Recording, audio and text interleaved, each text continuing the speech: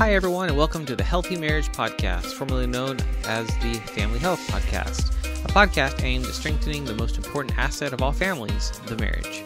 My name is Dr. Corey Gilbert, an author, university professor, licensed professional counselor, a life coach and researcher, and speaker on topics such as gender, abuse, sexual ethics, trauma, and sexuality issues today.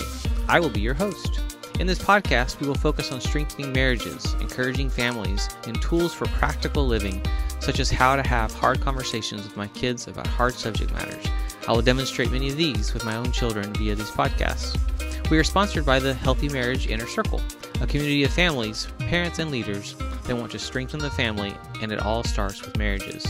Join in on the conversation in our free Facebook group at facebook.com/groups/thehealthymarriage. Now let's get into this week's episode. Welcome to the Healthy Marriage Podcast. My name is Dr. Corey Gilbert, and today I'm here with my daughter Mylie again. Hi. And we're going to dive into another part of The Lies Girls Believe by Dannah Gresh, a book that my daughter and her mom went through recently at our church. And so today, Mylie, you decided, and see all these little pieces of paper? She's planning ahead. It's awesome. I love it for our conversations. So 5 practical ways to honor your parents. That's a big one. So let's read the first one. You read it. Accept their decisions even if you don't love the decisions they make. And then what does it say next? Ask for their advice. No, the black. Don't stomp off, argue, or give them the silent treatment. Okay, so accept their decisions even if you don't love the decisions they make. What does that mean? It means if they wanted to, if you were playing with a friend that lived nearby, and then they went to watch a movie. You didn't want to, but you had to go. Just accept it. Yep. So if they make decisions that you don't agree with, kind of the position you're in is you have to accept it. Do you have to like it? No. No. That's important. You may not like it, but it's about, look at the title of this section. 5 practical ways to honor your parents. Honor your parents. And that's a really important word. Like in the week we were talking about this, we were talking about your mom can be your friend. Mm-hmm. Yep. And then it says don't stomp off, argue, or give them the silent treatment. What's the silent treatment? I think it's like talking bad about them under your breath or in your mind. That's not good either, but the key word there is silent. Just in your mind? Well, just not even talking to them. But yeah, you're actually doing that. You're probably bad-mouthing them in your head, but I'm not going to talk to you. It's kind of funny the way that works. But, okay, second one. Ask for their advice because they are wise. I know you naturally want to ask your BFF about boys, friends, or God, but your mom and dad know a lot more about those topics. Yeah, so ask for their advice because they are wise. That's actually maybe easier when you're younger, but what's the natural thing to happen as you get older?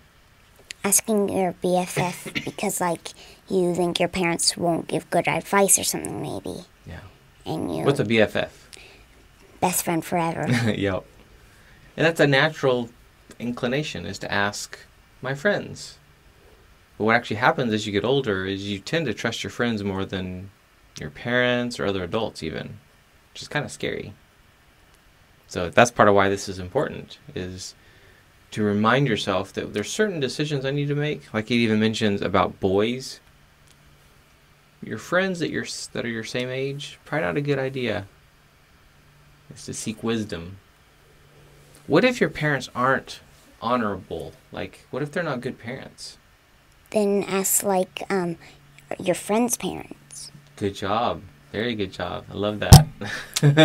Yes. Asking your friend's parents or finding some other people in your community, your church, another relative that you can talk to. That's really important. Third one. Speak well of them in front of others. You don't get to stop honoring them when they aren't around. Yeah. When someone's saying something mean about them, defend them. Yes, I like that. There's a time and a place to defend them, and there's another time and a place to just walk away. Right? Yeah. Yeah, that's hard to do sometimes, though. But speak well of them in front of others. So it's not really a good idea to badmouth. And this applies to marriage as well. For me to badmouth my spouse, my wife, her, me, to others is actually very, very unhealthy. So this habit starts when you're young with how you talk to your parents. Next one.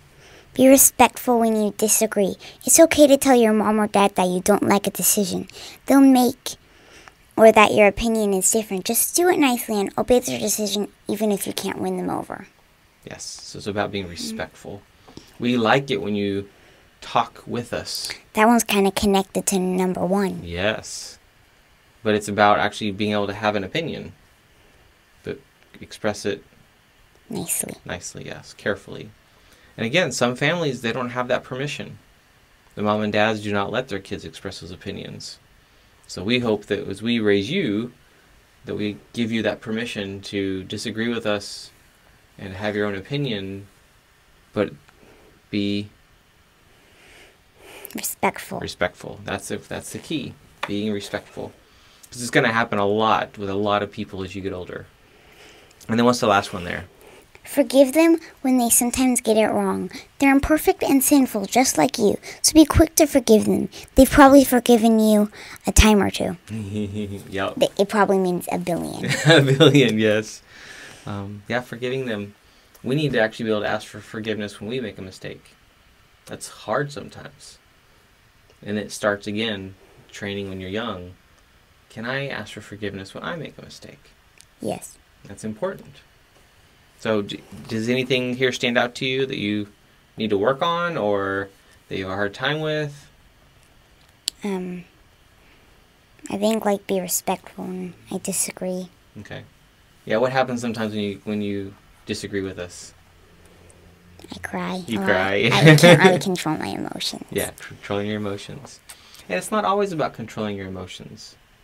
It's actually being able to maybe go away and cry a little bit and then come back and kind of put yourself together. I cry a lot.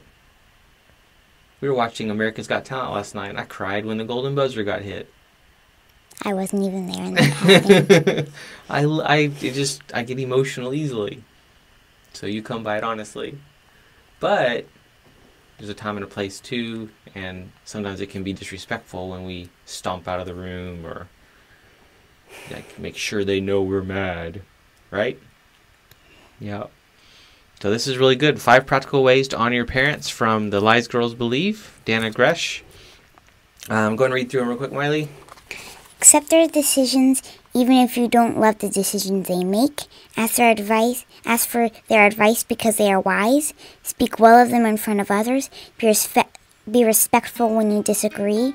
Forgive them when they sometimes get it wrong. That's wonderful. Well, thanks for talking with me. Love doing this. Looking forward to more. Say bye. Adios. Thank you for tuning in to the Healthy Marriage Podcast. I hope these become valuable resources full of encouragement and challenges as you lead your family well and with confidence, and definitely not alone. Find out more about all that we do at HealingLives.com. I want to see your family and specifically your marriage thrive. Thank you to our sponsor, the Healthy Marriage Inner Circle. And to access my new best-selling book for parents, go to ICan'tSayThat.com to purchase and receive the audiobook for free. It's an honor to serve.